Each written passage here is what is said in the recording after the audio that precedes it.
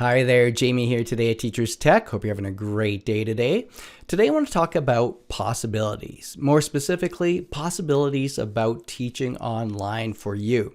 And I want to tell you a little bit about my story, about the things that have happened since I've started teaching online, and about why I'm doing this. I want to kind of bring attention to this because I see so many people with passion in their life of teaching, and I see them already teaching a subject and they know it top and bottom, and I just keep on thinking they should share that with the world and become an influencer in that subject or make a little bit more money. Along the way, if you start putting your information and teaching online, you can use it to create a brand for yourself, and all these things give you a lot of opportunities moving forward with your profession. So a little bit about me. I started this whole thing about 4 years ago. I teach. I still work full time. This is something that my YouTube thing and everything and creating video is something that I love to do. I love sharing the content as I come across with it. But what's happened that's blows my mind away is I actually make more money off of my YouTube now than I do working full time, and I'm able to kind of fit this in and kind of make content when I want to make content to keep it enjoyable. Now, people could always go to that next level and work off of that full time. But for me, I like where I'm at with it in the way that I create content. Now, 4 years ago, I didn't know what was possible with this, and I was super busy. I had twin 2-year-olds at the time. I remember they would go to sleep, and then I'd be like, okay, now this is when I'm going to create some content. Maybe I had an hour or 2 hour window. I didn't want to look tired because I was using the camera and everything. So I was worried about all these different things. I had older teenager boys at that time too, and my wife was working full time as a nurse, so it was crazy busy, and I was just trying to think, okay, I'm gonna just try this. I don't know what's gonna happen. But this is something you have to stick with it too. So it's something you can't just start and work on it for about a month and maybe you don't get any results right away and stop. You do need to stay with this. This is not a get rich quick scheme or anything like this. This is about following formats and understanding how to create the content with it. So anyways, I started this path. I chose my topic of teaching tech because for the previous 15 years, that's what I taught so much to the students, to adults. It was something I just enjoy learning about and sharing with other people. So I knew the area that I was going to teach. I didn't know really how to pick what videos or anything like that, but I just started with what was kind of what I was teaching at school, and I turned that into videos. Now, luckily, I did have a certain tech background on some of this stuff, and I understood some video editing, but what I realized, you really don't need to know that much of tech really to do the process of teaching online. For me, I had to know it because that was my topic, but if you're teaching a different subject, you can really narrow it down to specific things that you want.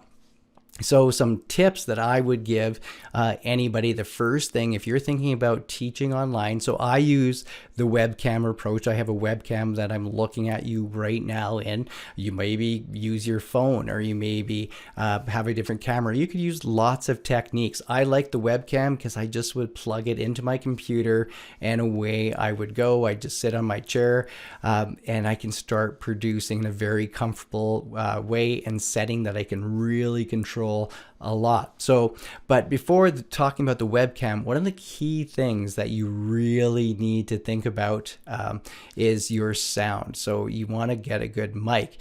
Now, I've changed from where I started, but a great place to start with a good mic would be, and I just have some tabs here, this one right here. So this is the Blue Yeti.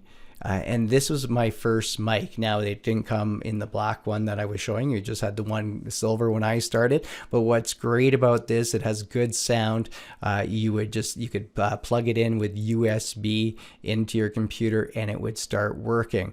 As you go along, you learn how close you need to be to it to get good sound.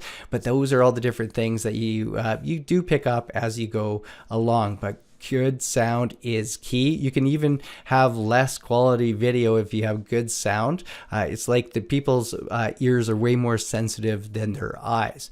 But definitely think about the Blue Yeti. There's other ones out there. I just want to bring the attention to you to think about quality sound.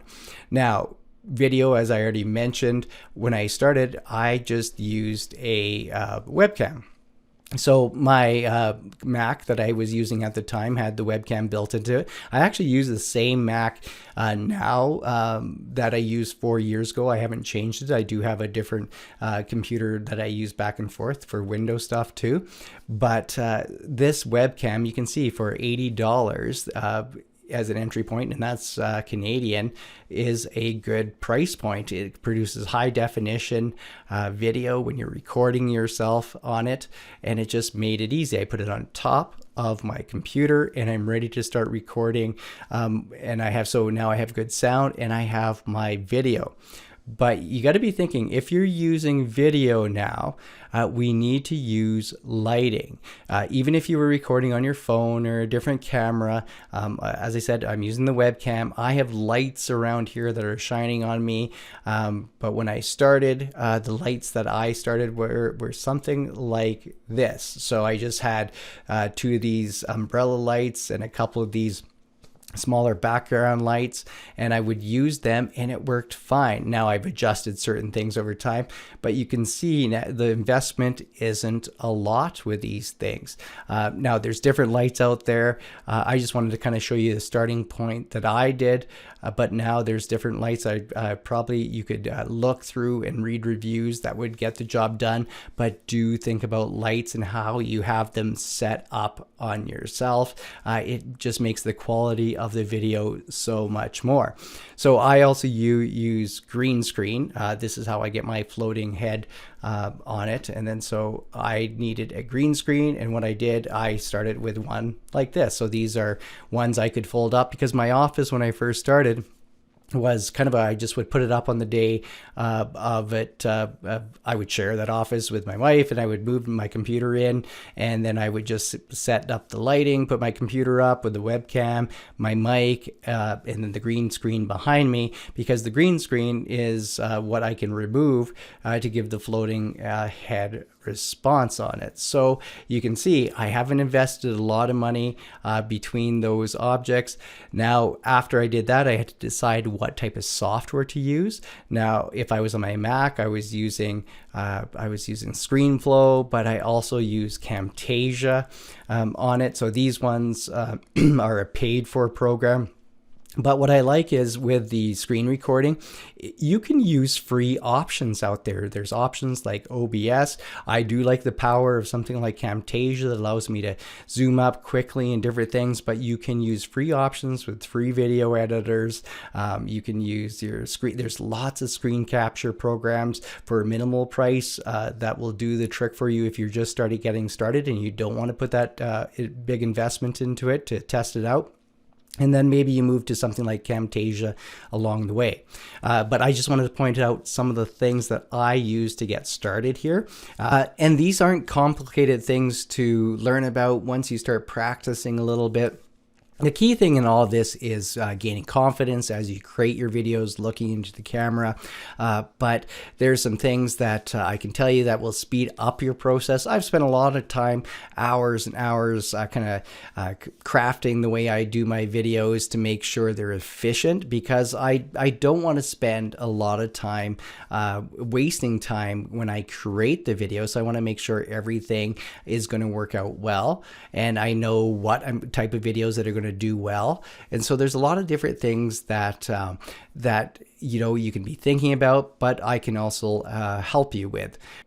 So you do need to stick with this. As I mentioned before, this is not something that you're going to get rich at quick. And I don't ever think of depending on what you define as get rich, but this is something that if it takes off for you and you stick with it, you can start to get choice with your life. I know for me, it allowed me to kind of put away a little bit more extra money. If my family wants to take a vacation now, I can put away more for my kids for university or college. and it gives me those type of choices, and my wife can work less or have choice of how much she wants to work for our income. So it just made a lot of things possible, and that's what I want you to realize, what the possibilities are. So if you have that passion that you could see yourself bringing into the online environment, and maybe you want a few more choices in your life, do start planning out, what could you teach online? Think about the equipment. Do you have this space available for you to do this? But start just making a plan for this. I'm going to give you another video that can maybe help you a little bit more in understanding all this. So make sure you stay tuned to just learn a little bit more if this sounds like something that you'd be interested in.